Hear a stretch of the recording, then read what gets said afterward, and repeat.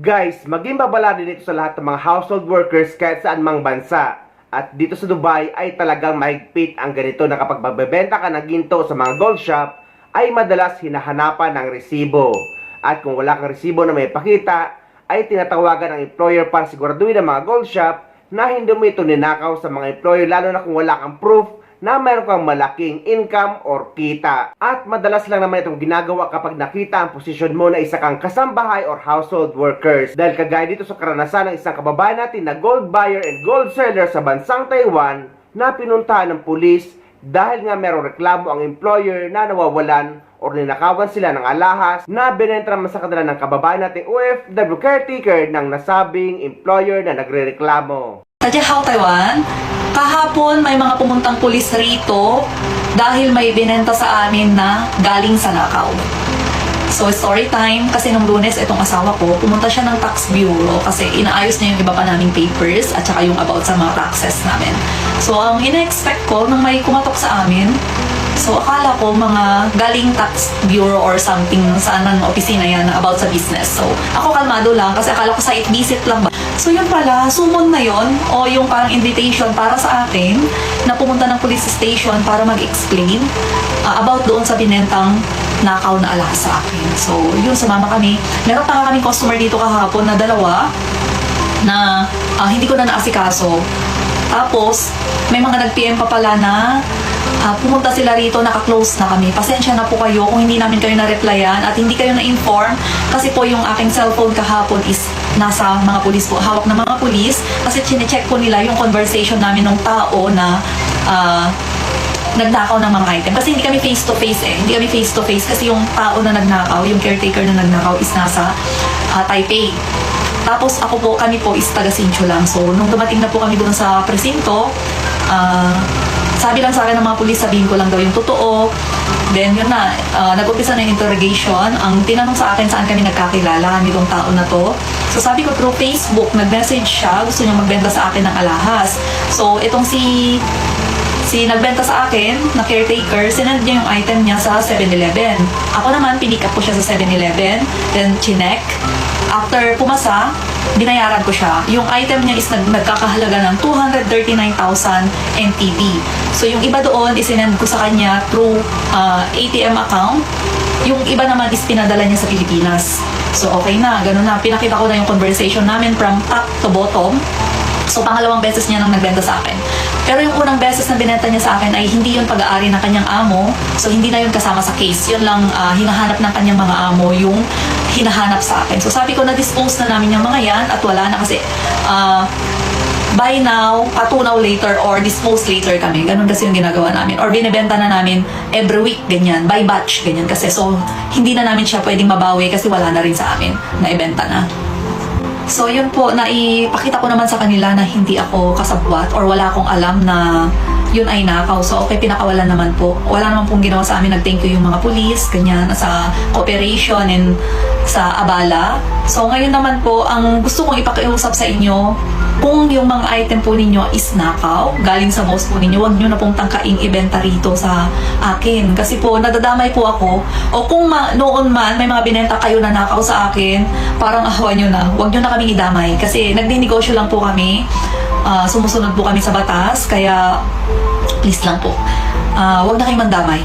Kung yung mga item naman po ninyo na ibibenta sa akin ay binigay lang sa inyo ng inyong mga amo or ng mga boss po ninyo, gagawa na lang po tayo ng kasulatan na sinasabi nyo doon na yun po ay sa inyo or binigay sa inyo ng amo ninyo para po in case magkaroon po ng problema, wala po kaming pananagutan dyan. So, ganun na lang po. Medyo maghihigpit po ako ng konti ngayon gawa ng ganyan. Law-abiding citizen po tayo. Pero sana naman po, negosyo lang po. Negosyo lang. Pero pag ganyan po nanakaw na, sana naman po, mag-isip-isip kayo. Kasi gusto nyo bang makulong dito? Napakaganda ng Taiwan. Pinapasahod po tayo rito. Pinapasahod po kayo rito. Huwag ganyan. Sinisira po ninyo yung buhay po ninyo eh.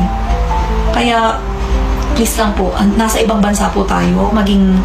Maging masunurin na lang po tayo rito kasi andito po yung nabubuhay ng ating pamilya. So, parang hawan nyo na po. Huwag nyo na pong ibenta sa akin kung nakaw. So, maging paalala ito sa lahat ng kababayan natin OFW na kapag bibili tayo ng ginto ay dapat talagang itatabi natin ang resibo. Pero kung matagal mo nang nabili ang ginto mo at nasa sayo pa rin ngunit ang resibo ay wala na, hindi naman porket wala ng resibo ay ibig sabihin na ninakaw mo na ito. Kaya nga mayroong verification sa employer na tinatawagan ng mga gold shop at kahit ka sa immigration or customs sa ibang bansa. Lalo na kung maramihang ginto ang daladala mo. Sa mga kababayan naman nating OFW na nagtatanong kung paano daw may mga dalang ginto pa uwi sa Pilipinas, paano daw ba ito dadalhin? Eto guys, kahit paulit-ulit ko na itong video, pero eto ang tip sa pagdadala ng ginto at lagi kong ginagawa kapag umuwi ko sa Pilipinas dahil bawat uwi ko ay marami akong dalang ginto na suot ko at meron pa ako sa aking jewelry box. May binahagi dito ang isang kababayan natin tungkol sa pagdadala niya ng gold sa Pilipinas na marami na naipon niya dito sa Dubai. Na yung iba daw dahil sa sobrang dami ay binenta niya para i-convert sa cash dahil gagamitin din naman ang pera sa Pilipinas. At yung mga natira ay sinuot niya at pinasuot niya sa kanyang mama kaya nadala niya daw ito pauwi sa bansa natin. Gusto ko din mag-ipon ng ganyang kadami kaso nakakatakot iuwi sa Pinas, baka harangin at pagbayarin ako ng tax. Guys, ang tinutukoy niya ito. Yan yung tinutukoy niya guys na naipon ko sa Dubai. Guys, actually yan po ay ginawan ko din ng paraan kasi nga haharangin po talaga kayo sa tax. Totoo guys. Pero lahat kasi yan guys, sa akin naman at lahat yan may resibo. Nasa akin lahat. Yun, natabi ko siya from 2019, 2020. Nasa akin mga resibo niyan guys. So, ang ginawa ko guys is nagbenta po ako nung pauwi na kami nung bago kami umuwi. Siguro mga 1 month or 2 weeks before bago kami umuwi. Nagbenta na po ako. Nagpost ako ng benta ng gold para yung gold maging pera. At yung pera guys, maiuwi namin dito para mapambili ko ng mga gamit sa bahay. So ganyan ginawa ko guys. Kasi nga gold is still gold. Gold is still money. Money na money talaga siya. As in, napakagandang investment. Kasi nga, ang laki ng tubo. Alam nyo yun. Binenta ko yung mga gold ko na nabili ko pa nung 2020, mga ganun. Sobrang laki na ng tinubo niya that time. Tapos guys, ang maganda pa doon, yung gold na mga naiwan na nasa akin, isinuot ko siyang lahat. Isusuot mo siya. Kung ang singsing ilan, pinasuot ko sa mami ko, yung kwintas, pinasuot ko sa anak ko, lahat. Lahat guys, yung bracelet, sinuot ko siyang lahat kasi yung mga suot-suot mo sa katawan, hindi siya counted. Hindi siya counted guys.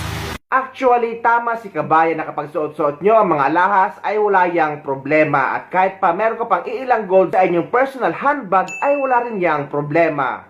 Basta lagi nyo dala ang proof na sa inyo yan at ipon nyo yan na hindi nyo ipangbebenta. So ano ang proof?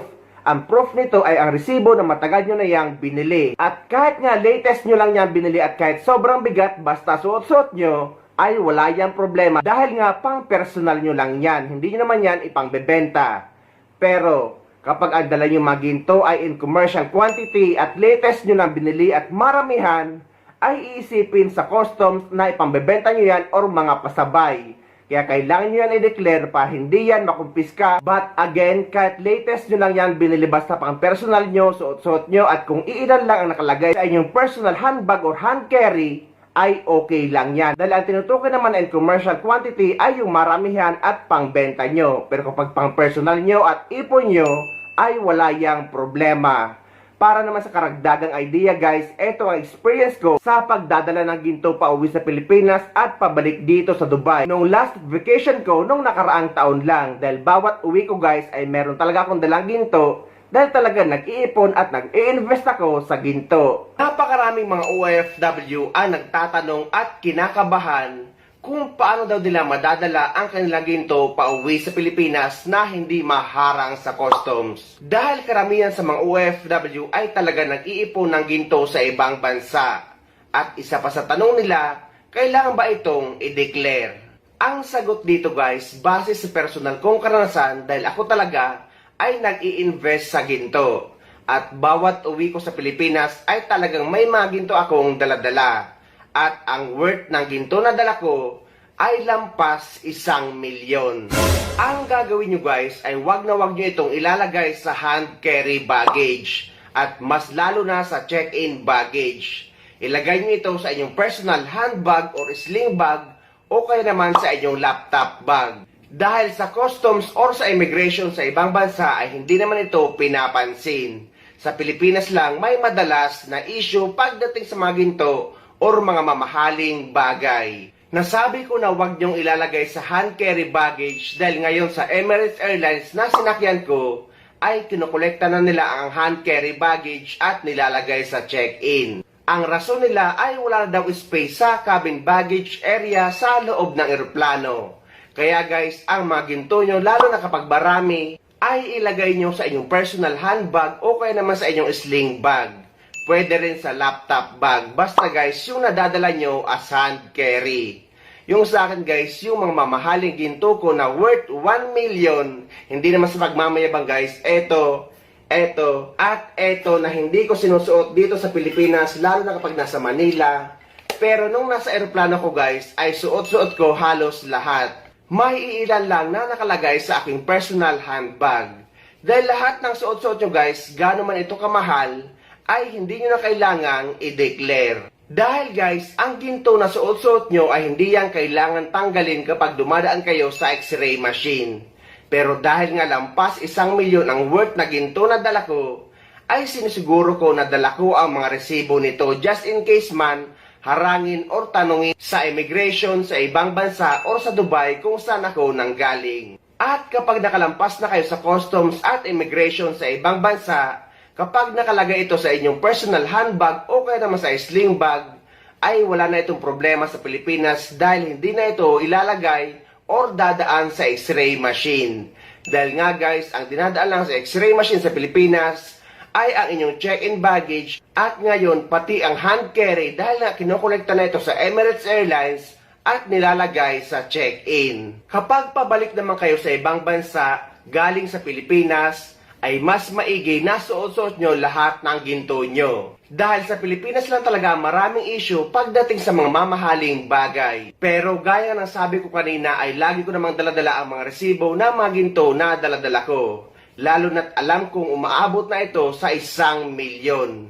Dahil guys, proof ito na hindi naman ito pang benta at pang personal nyo lang. Inuulit ko din na lahat ng mga suot-suot nyo, gaano man ito kamahal, ay hindi nyo yan kailangan i-declare. Sa mga nagtatanong naman, paano daw yung mga ginto na wala na ang resibo? Ang sagot guys, kung iilan lang at hindi naman karamihan, ay wala namang yang problema. Kahit ilagay nyo pa yan sa inyong hand carry or personal handbag. May mga OFW kasi na nire-regaluhan sila ng kanilang amo ng mga ginto. So inuulit natin na kung hindi naman yang karamihan, ay wala naman yang problema.